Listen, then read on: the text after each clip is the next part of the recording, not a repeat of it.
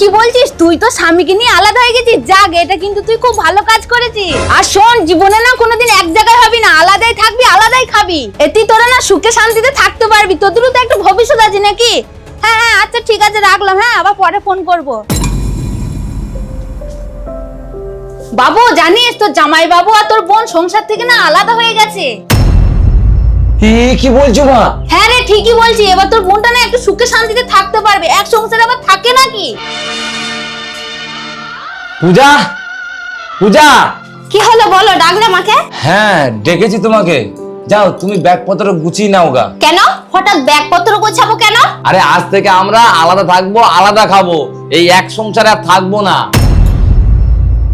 আরে তুমি এসব কি কথা বলছো? হ্যাঁ বাবু, তুই এসব কি কথা বলছিস? আলাদা হবি মানে? হ্যাঁ মা, আমি ঠিক করেছি তোমার বৌমাকে নিয়ে আজ থেকে আমরা আলাদা থাকবো।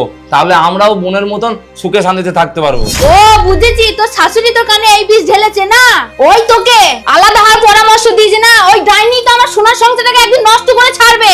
হ্যাঁ মা, তুমি ঠিকই বলেছো। যেরকম তুমি বোনকে পরামর্শ দিচ্ছ। মানে কি বলতে চাইছিস তুই? কি আবার বলতে চাইছি? আমি তো ঠিকই বলছি মা। তুমি যেরকম বোনের কানে বিষ ঢেলে বোনের সংসারটা আলাদা করে দিলে, এদি তুমি কি মনে করলে বোন আমার সুখে থাকবে? শোনো মা, একটা সংসার যদি একবার ভেঙে যায় না, সেই সংসারের কেউই কোনোদিন সুখে থাকতে পারে না। তুমি কি ভেবেছো মা, বোন আলাদা হয়ে সুখে থাকবে? না মা, না, কোনোদিন সুখে হতে পারবে না। যে বৌমা, যে ছেলে নিজের মা বাবাকে দেখে না, তুমি ভাবলে কি করে ভগবান তার সাথ দেবে? কোনোদিন ওরা সুখী হতে পারবে না মা, পারবে না।